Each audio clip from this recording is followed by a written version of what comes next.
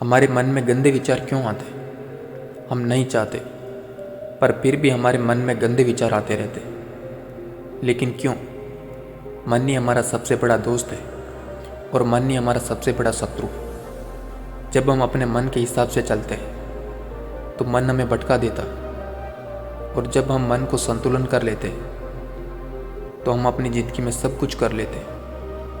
हम हमारे मन में आने वाले गंदे विचारों को रोकने की कोशिश करते, पर जितना हम रोकते हैं उतने ये विचार हमारे अंदर प्रवेश करते जाते हैं। आप जिस चीज़ से जितना दूर भागोगे वह चीज़ आपको अपने पास लाएगी। इसलिए उस चीज़ से भागो मत, उस पर संतुलन कायम करो। एक बार एक युवक गौतम बुद्ध के पास आया और गौतम बुद्ध से बोला कि हे महात्मा बुद्ध, मेरे मन में इतने गंदे विचार क्यों आते हैं? मैं नहीं चाहता कि मेरे मन में गंदे विचार आए, पर मेरे मन में हमेशा काम वासना के विचार चलते रहते हैं और मैं इनके बारे में सोच सोच कर बहुत परेशान हूँ। मेरी ऊर्जा और समय यह सब सोचने में ही नष्ट हो जाता है और मैं इन सब विचारों की वजह से कभी भी शांत नहीं रह पाता और मैं हमेशा स्त्रियों को देखकर मोहित हो जाता, अपने आप को रोक ही नहीं पाता। बुद्ध मुस्कुराए और उन्होंने उस युवक से पूछा, क्या तुम्हें पता है ये काम वासना होती क्या है? फिर लड़के ने उत्तर दिया और कहा, महात्मा बुद्ध, यह तो मैं नहीं जानता कि काम वासना होती क्या है, पर हाँ, ये जो भी है बहुत बुरी चीज़ है। फिर बुद्ध ने उस युवक से कहा कि पहले तो तुम्हें यह समझना है कि प्राकृतिक रूप से जो भी चीज़ हमारे अंदर है वह बुरी नहीं है। हमारे जीवन में उसकी कुछ ना कुछ ज़रूरत है। वासना कोई बुरी बात नहीं है, ये तो हमारे मन की एक भावना है जो हमें किसी न किसी चीज़ की कमी का एहसास करवाती है और फिर हम उस चीज़ को पाने के लिए उस चीज़ की तरफ आकर्षित हो जाते हैं। जैसे अगर तुम्हारे पास धन की कमी है तो तुम्हें धन पाने की वासना उत्पन्न हो जाएगी। तो वासना कुछ और नहीं, बस एक प्रकार की कमी है जो कि एक प्रकार की ज़रूरत का एहसास है, और जब ये ज़रूरत शारीरिक हो तो हम इसे काम वासना कह देते हैं। युवक ने गौतम बुद्ध से कहा कि हे महात्मा बुद्ध, मुझे काम वासना का मतलब तो समझ में आ गया, पर आप मुझे ये बताइए कि ये आती कहाँ से है और कैसे आती है? फिर गौतम बुद्ध ने कहा कि काम वासना कहाँ से आती नहीं है, ये तो हमारे अंदर ही होती है और इसका होना तो ज़रूरी भी है, तभी तो मानव जाति का विस्तार होगा। युवक ने कहा, जब ये हमारे अंदर ही है और ज़रूरी भी है तो फिर लोग इसे गलत क्यों बोलते? बुद्ध ने कहा, यही तो समस्या है। लोगों ने काम वासना को गलत तरीके से सोच लिया, इसे छिपाने की और दबाने की कोशिश करते हैं। काम वासना गलत नहीं है, बल्कि काम वासना का गलत तरीके से प्रयोग करना गलत बात है। लोग जिससे प्रेम करते हैं बस उसी के लिए जीने लग जाते हैं, उसे पाना ही अपना लक्ष्य बना लेते हैं और उसी के बारे में हमेशा सोचते रहते हैं, पर यह सब गलत है। बुद्ध ने युवक से कहा, तुम्हें पता है जानवरों में भी काम वासना होती है? युवक ने कहा, हाँ महात्मा बुद्ध, जानवरों में भी काम वासना होती है, क्योंकि जानवर भी तो आखिर अपनी पीढ़ी को आगे बढ़ाएंगे। बुद्ध ने कहा, तो फिर हम जानवरों की काम वासना को गलत क्यों नहीं कहते? युवक ने कहा, मुझे नहीं पता महात्मा, आप ही मुझे बताइए। गौतम बुद्ध ने कहा कि जानवर अपनी काम वासना का प्रयोग आनंद प्राप्ति के लिए नहीं करते, वह तो सिर्फ संतान प्राप्ति के लिए काम वासना का प्रयोग करते हैं। जानवरों को प्रकृति ने इतनी समझ नहीं दी कि वे काम वासना को अपने सुख का आधार बना सके, जबकि मनुष्य अपनी समझ के बलबूते पर प्रकृति में पाई जाने वाली प्रत्येक वस्तु को अपने सुख के लिए प्रयोग करता है। हम इंसानों ने ही काम वासना को अपने सुख का साधन बना लिया, जबकि प्रकृति ने तो हमें अपने वंश को आगे बढ़ाने के लिए दिया था, लेकिन इंसानों ने इसे अपने जीवन का परम लक्ष्य बना रखा है और इस तरह से काम वासना का बेलगाम हो जाना गलत है। युवक ने पूछा, महात्मा जी, ये काम वासना हम पर हावी क्यों होती है, क्यों ये बेलगाम हो जाती है? तब गौतम बुद्ध ने कहा कि सुनो, अब जो भी मैं तुम्हें बताऊंगा तुम्हें उसे ध्यानपूर्वक सुनना है। काम वासना का सारा खेल तुम्हें समझ में आ जाएगा। तुम्हें तुम्हारे सारे सवालों का जवाब मिल जाएगा, बस तुम्हें ध्यान से सुनकर समझना है। फिर गौतम बुद्ध युवक को बताना शुरू करते हैं। एक बार की बात है, एक आश्रम में गुरु और उनके शिष्य रहते थे। शिष्य रोजाना आश्रम के बाहर स्थित गांव में भिक्षा लेने के लिए जाते थे। उसी आश्रम का एक शिष्य जिस गांव में भिक्षा लेने के लिए जाता था, उस रास्ते में एक नदी पड़ती थी। शिष्य रोज उसी रास्ते से भिक्षा लेने के लिए जाता था। एक दिन उसने देखा कि एक लड़का पेड़ के पीछे छिपा है। वह उस लड़के के पास गया और उससे जाकर बोला, भाई तुम इस पेड़ के पीछे छिपकर क्या देख रहे हो? लड़के ने कहा, अरे तुझे दिखाई नहीं दे रहा क्या? मैं क्या देख रहा हूँ? तब शिष्य ने नदी की तरफ देखा तो वहाँ पर कुछ लड़कियाँ पानी भर रही थी। वो लड़कियाँ 14-15 साल की होगी।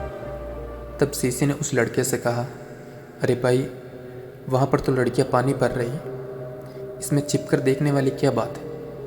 तब वो लड़का शिष्य की तरफ देखकर कहा, अरे पागल, तुम्हें दिखाई नहीं देता कि कैसे ये परियां नदी से पानी निकाल रही? जरा उनकी अदाओं को तो देखो, उनके कोमल शरीर को तो देखो। उनकी पतली कमर मटके को उठाते समय बल खाती है और उनके बाल उनकी कमर पर कैसे लहरा रहे हैं, मानो सुंदरता बिखरी पड़ी। शिष्य ने फिर नदी की तरफ देखा। इस बार वह देखता ही चला गया। अभी तक तो उसे कुछ भी नजर नहीं आ रहा था और वह बिल्कुल निर्भय था। उसे किसी भी चीज़ का कोई डर नहीं था। लेकिन अब वो छिपने लगा, उन लड़कियों को देखने लगा जैसे उसने कोई अपराध कर दिया। और जब वो छिपकर उन लड़कियों को देख रहा था, तभी अचानक अंदर से कांप गया। उसने कहा कि ये मैं क्या कर रहा हूँ? मैं जो कर रहा हूँ वो सही नहीं है, मुझे यहाँ से चले जाना चाहिए। और फिर वह जल्दी से वहाँ से चला गया। वो आश्रम पहुँच जाता। आश्रम में जाकर वो अपने कार्यों में लग गया। लेकिन जो अभी वह देख कर आया था, वही उसकी आंखों के सामने बार बार आ रहा था। उसके मन में वही दृश्य चल रहा था। उसका मन वही सब कुछ देखने के लिए लड़ाई कर रहा था। उसका किसी भी काम में मन नहीं लग रहा था। सुबह होते ही वह रोज जल्दी ही भिक्षा के लिए आश्रम से निकल जाता और उसी नदी के पास वाले पेड़ के पास जाता जहाँ पर वह लड़का पहले से मौजूद रहता था। उसके साथ मिलकर वो लड़कियों को चुप चुप कर देखता था। अब वे शिष्य रोज ऐसा करने लग गए। ये उसके रोज का काम हो गया। अब उस शिष्य का मन किसी भी काम में नहीं लगता। वो हमेशा किसी न किसी प्रकार के विचारों में उलझा रहता था। आश्रम के कार्यों को भी ढंग से नहीं कर पाता। वो ठीक से सो भी नहीं पाता था, ठीक से खाना भी नहीं खा पाता। उसका मन बेचैन सा रहता था। उसका मन बार बार उन लड़कियों के सौंदर्य को देखने के लिए लालायित रहता। जब गुरु भिक्षा देते तब भी उस शिष्य का मन कई और विचारों में खोया रहता था। गुरु ने अपने शिष्य की इन हरकतों को भांप लिया था। तब एक दिन गुरु ने शिष्य को अपने पास बुलाया और कहा कि आज मैं भी तुम्हारे साथ भिक्षा मांगने चलूँगा। तुम और मैं साथ साथ भिक्षा मांगने चलेंगे। तभी शिष्य ने गुरु को मना करते हुए कहा, नहीं गुरुदेव, आप परेशान क्यों हो रहे हो? मैं अकेला ही ठीक से भिक्षा मांग सकता हूँ। गुरु ने शिष्य से कहा, ठीक है, तुम अकेले ही भिक्षा मांगने चले जाओ। शिष्य तुरंत वहाँ से भिक्षा मांगने के लिए निकल गया। शिष्य के जाने के बाद गुरु भी आश्रम से निकल गए। शिष्य का पीछा करने लगे कि वो कहाँ जाता है, किससे मिलता है। ये सब देखने के लिए उसके पीछे पीछे चलने लगे। थोड़ी दूर जाने के बाद गुरु ने देखा कि उनका शिष्य एक लड़के के साथ एक पेड़ के पीछे अपराधी की तरह छिपा हुआ और छिपकर कुछ देख रहा था। गुरु भी अपने शिष्य के पीछे जाकर खड़े हो गए कि आखिर उनका शिष्य क्या देख रहा है, जिसे देखने के लिए वो पेड़ के पीछे अपराधियों की तरह छिपा हुआ। गुरु ने देखा कि उनका शिष्य पेड़ के पीछे छुपकर लड़कियों को देख रहा था जो कि नदी से पानी भर रही थी। तभी गुरु ने शिष्य को कहा, तुम क्या देख रहे हो? अपने गुरु की आवाज़ सुनकर वह शिष्य घबरा गया और उसके पसीने छूटने लगे।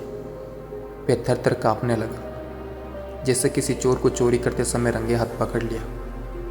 उस शिष्य की हालत खराब हो गई। वो कुछ भी नहीं बोल रहा था। दूसरा लड़का जो शिष्य के साथ था, वह वहाँ से भाग गया। शिष्य घबराया हुआ था। उसके मुंह से कुछ टूटे फूटे शब्द ही बाहर निकल रहे थे। वो अपने गुरु से नज़र भी नहीं मिला रहा था। गुरु ने शीशे की तरफ देखा और कहा कि मेरा शिष्य तो निर्भय था, उसे तो किसी भी चीज़ का कोई डर नहीं था, लेकिन ये क्या, तुम तो डर के मारे कांप रहे हो। शिष्य ने गुरु से कहा, मुझे माफ़ कर दो गुरुदेव, इसमें मेरा कोई दोष नहीं है। उस लड़के ने मुझे बहका दिया था, लेकिन आपसे मैं वादा करता हूँ कि आज के बाद मैं ऐसा कभी दोबारा नहीं करूँगा। मुझे माफ़ कर दो गुरुदेव। गुरु ने शिष्य से कहा, कोई बात नहीं, पर इस बात का तुम ध्यान रखना कि हम जैसी संगति करते हैं वैसा ही फल हमें प्राप्त होता है। हम जैसी संगति करते हैं उसके विचार हमारे अंदर प्रवेश करते हैं, इसलिए अच्छी संगति करो जिससे तुम्हारे अंदर अच्छे विचारों का प्रवेश हो। फिर गुरु और शिष्य आश्रम लौट आए और शिष्य फिर से आश्रम के कार्यों में ध्यान देने लगा। उसने उस रास्ते को छोड़ दिया और दूसरे रास्ते से जाने लगा। अपने काम को ध्यान से करता, लेकिन धीरे धीरे उसके अंदर क्रोध उत्पन्न हो गया और फिर वो दूसरे शिष्यों पर क्रोध करने लगा और बेचैन रहने लगा। अब वो सही समय पर भोजन भी नहीं करता था, वो भोजन भी बहुत कम खाता था। एक रात गुरु शिष्य के पास आए और उसे बोले, अब तक तुमने कितनी बार अपना वादा तोड़ दिया। यह सुनकर शिष्य अपने गुरु के चरणों में गिर गए और वे रोने लगा। रोते रोते ही उसने गुरु से कहा, गुरुदेव, मैं कई बार अपना वादा तोड़ चुका हूँ, फिर वादा कर लेता हूँ, लेकिन हर बार मेरा वादा टूट जाता है। मेरा मन मेरे नियंत्रण में नहीं है। मैं बहुत कोशिश करता हूँ कि मैं अपने मन के सारे बुरे विचारों को निकाल दूँ, लेकिन मैं चाहकर भी ऐसा नहीं कर पा रहा। फिर गुरु ने शिष्य को कहा कि चलो मेरे साथ। गुरु शिष्य को आश्रम के एक बगीचे में लेकर गए और शिष्य से कहा कि देखो, यहाँ पर कुछ बनी हुई है जिससे नदी का पानी इन पौधों तक आ रहा है और ये पानी निरंतर बहाव से आ रहा है। क्या तुम इस पानी के बहाव को रोक सकते हो? शिष्य ने कहा, हाँ गुरुदेव, मैं इस बहाव को रोक सकता हूँ। फिर शिष्य ने मिट्टी उठाकर उस नाली में डाल दी। वो पानी थोड़ी देर के लिए रुक गया और फिर थोड़ी देर बाद उस रेत के ऊपर से पानी बह गया। गुरु ने शिष्य से कहा, अरे ये क्या, ये पानी तो रुका ही नहीं। शिष्य ने फिर से कुछ कंकड़ पत्थर उठाकर उसे नाली में डाल दिया और फिर थोड़ी देर के लिए पानी रुक गया, लेकिन फिर थोड़ी देर बाद ही उन कंकड़ पत्थर के ऊपर से पानी निकल आया। फिर गुरु ने कहा कि शिष्य, ये क्या हुआ? पानी तो फिर से आ गया। तुम तो बोल रहे थे कि तुम इस पानी को रोक दोगे। क्या हम किसी काम को रोकना चाहे तो हम उस काम को रोक नहीं सकते? तब शिष्य ने कहा, कोई बात नहीं गुरुदेव, मैं इस पानी को तो आपको रोक कर ही दिखाऊंगा। शिष्य इस बार बड़ा सा पत्थर लेकर आए और उसे नाली पर डाल दिया। पानी रुक गया।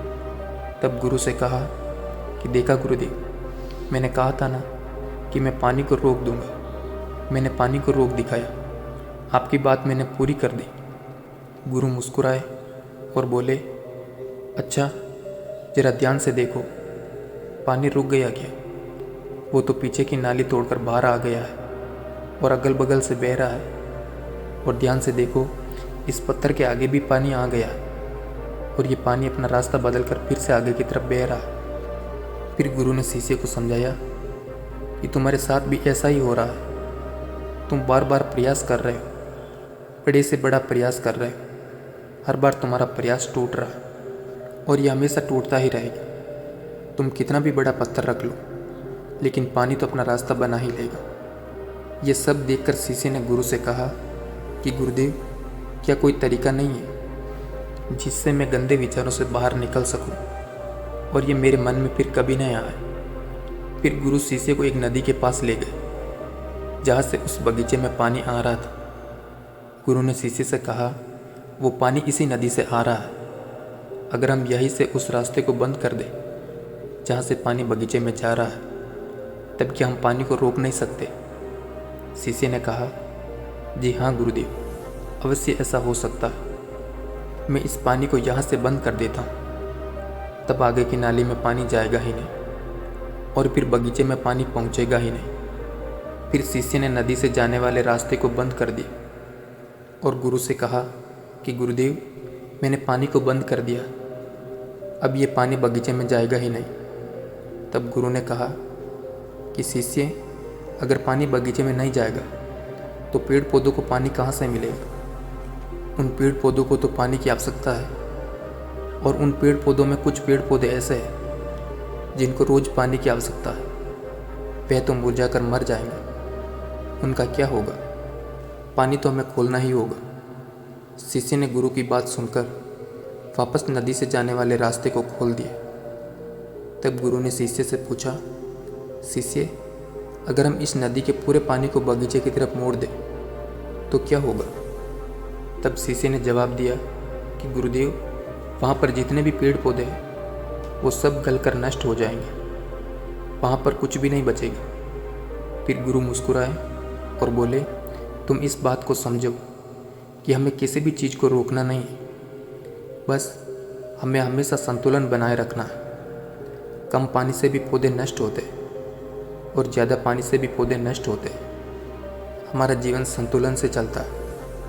गुरु ने शिष्य से कहा कि अगर मैं तुम्हें कुछ कहूँ कि तुम आम के बारे में मत सोचो तो तुम्हारे मन में सबसे पहले किसका चित्र आएगा? शिष्य ने कहा कि गुरुदेव, मेरे मन में तो सबसे पहला चित्र आम का ही आएगा। गुरु ने कहा कि जब हम गंदे विचारों को ज़बरदस्ती रोकने का प्रयास करते हैं तो वे और मजबूती के साथ हमारे अंदर प्रवेश करते हैं, हमारे अंदर उठते हैं। इसलिए हमें उन्हें कभी भी दबाने की कोशिश नहीं करनी चाहिए। फिर गुरु ने शिष्य को कहा कि हमारे अंदर गंदे विचार बुरे लोगों की संगति की वजह से भी आते हैं। कई बार क्या होता है कि कामुकता हमारे अंदर होती नहीं है, लेकिन कुछ अश्लील लोगों के साथ रहने की वजह से ये हमारे अंदर हावी हो जाते हैं। फिर शिष्य ने कहा कि गुरुदेव, आप सही कह रहे हैं, मैं अपने मार्ग से भटक गया था। फिर वो शिष्य उस रात बहुत चैन की नींद सोया और सुबह अपने कार्य को पूरे मन से किया। और फिर सुबह वो भिक्षा लेने के लिए उसी रास्ते से गया जहाँ वह लड़का आज भी उस पेड़ के पीछे छुपकर उन लड़कियों को देख रहा था। वो शिष्य नदी पर गया जहाँ वे लड़कियाँ पानी भर रही थी। उसने उन लड़कियों से पानी मांगा। उन लड़कियों में से एक लड़की ने उसे पानी पिलाई और उस सन्यासी शिष्य के चरण छुए। शिष्य ने उसे आशीर्वाद दिया कि तुम्हारा कल्याण हो। शिष्य का मन सकारात्मक ऊर्जा से भर गया। उसके चेहरे पर मुस्कान आ गई, जैसे कि उसे कुछ खोया हुआ वापस मिल गया। वह वापस अपने रास्ते से जाने लगा। तभी पीछे से वह लड़का आया जो पेड़ के पीछे छिपा हुआ था। वह शिष्य के पास आया और बोला कि क्या बात है, आज तो तुमने नज़दीक से दर्शन कर ली, तुम तो मुझसे भी आगे निकल गए। तब शिष्य ने कहा कि हम हमेशा दूसरों के दर्शन करने में व्यस्त रहते हैं, अपने दर्शन कर ही नहीं पाते। तुम कब तक इस पेड़ के पीछे छुपे रहोगे? किसी को पसंद कर लो, उससे बोल दो। अगर वो भी तुम्हें पसंद करती है तो शादी कर लो, और उससे पहले तुम कुछ बन जाओ। अपने आप को पहचान लो, ऐसे अपना समय बर्बाद मत करो। फिर वह लड़का रोज़ उससे मिलने लगा और उस लड़के ने नदी पर जाना छोड़ दिया। और फिर वो लड़का अपने जीवन में कुछ बनने के लिए संघर्ष करने लगा। तो तुमने देखा संगति का असर क्या होता है। अपनी संगति बदलो, अपने विचार बदलो। बुद्ध ने युवक से पूछा कि क्या तुम्हें तुम्हारे सारे सवालों का जवाब मिल गया? तब युवक ने कहा, हाँ महात्मा जी, आपका बहुत बहुत धन्यवाद। तब गौतम बुद्ध ने युवक से कहा कि जब तुम्हारे मन में गंदे विचार आए तब आप अपने आप को दोषी मत मानो। ये शरीर है और ये सब इसने हजारों वर्षों से सीखा है। ये केवल तुम्हारे सोच लेने से, तुम्हारे शपथ लेने से टूटने वाला नहीं है, लेकिन तुम्हारे पास वो शक्ति है, वो ऊर्जा है जिसका तुम्हें संतुलन उपयोग करना है। तुम एक जीवित ऊर्जा हो, कुछ भी अनुभव करने के लिए स्वतंत्र है, जो निर्माण करने के लिए स्वतंत्र है। इसलिए तुम अपने आप को पहचानो। ये बोलकर गौतम बुद्ध मौन हो गए और वे युवक वहाँ से चला गया। Thank you for watching.